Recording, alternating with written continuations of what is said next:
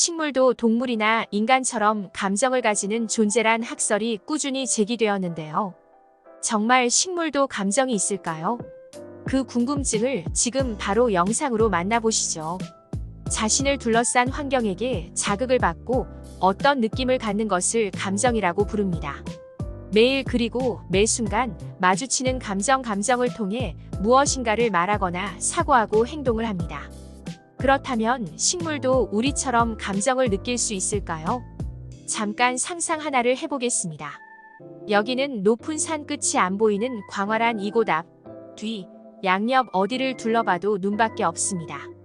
가지고 있던 식량과 물은 남지 않은 상태 배고픔을 더해지고 체력은 고갈되고 어쩔 수 없이 생존을 위해 발걸음을 옮깁니다.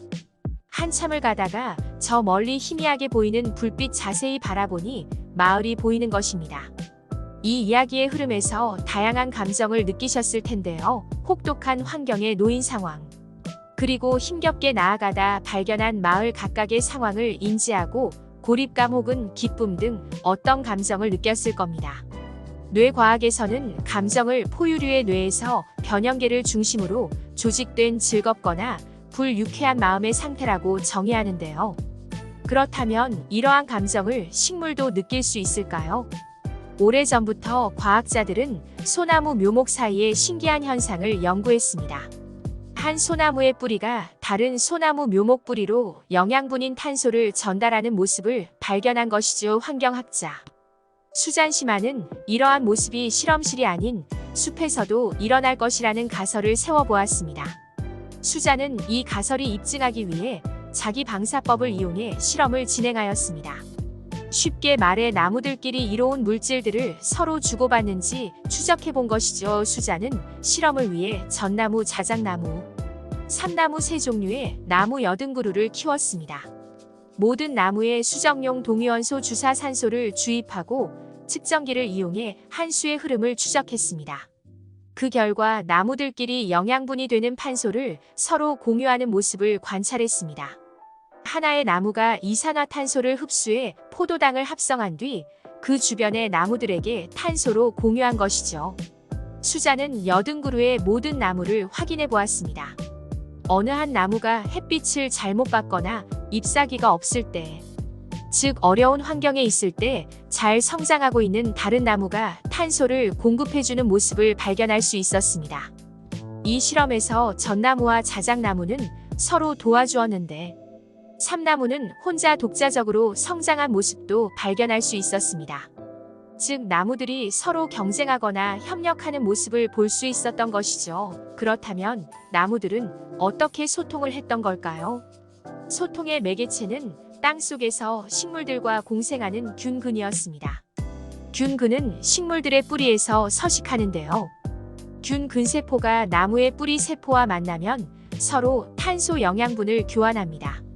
영양분만이 아니라 물이나 해충에 대한 방어 신호도 서로 교환하지요. 어떤 실험에서는 나무끼리 서로 친구를 사귀는 모습도 볼 수 있었다고 합니다.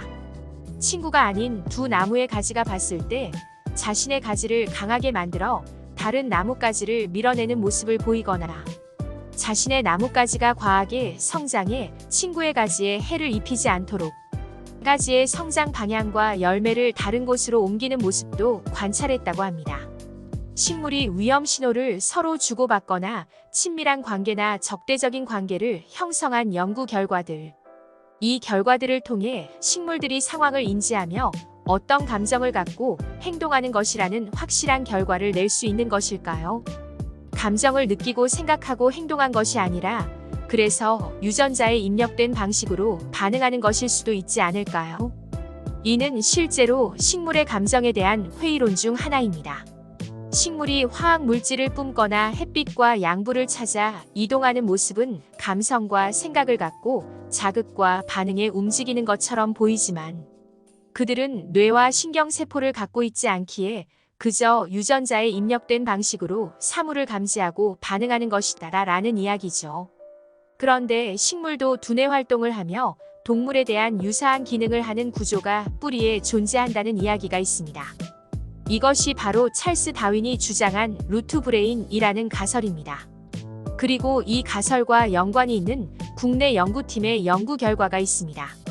그동안 뿌리는 흙 속에 파묻혀 잎이 받는 신호에 수동적으로 반응할 것이라 생각했는데 뿌리가 햇빛을 분석하고 잎과 줄기에 생장에 영향을 주는 모습을 관찰한 것입니다.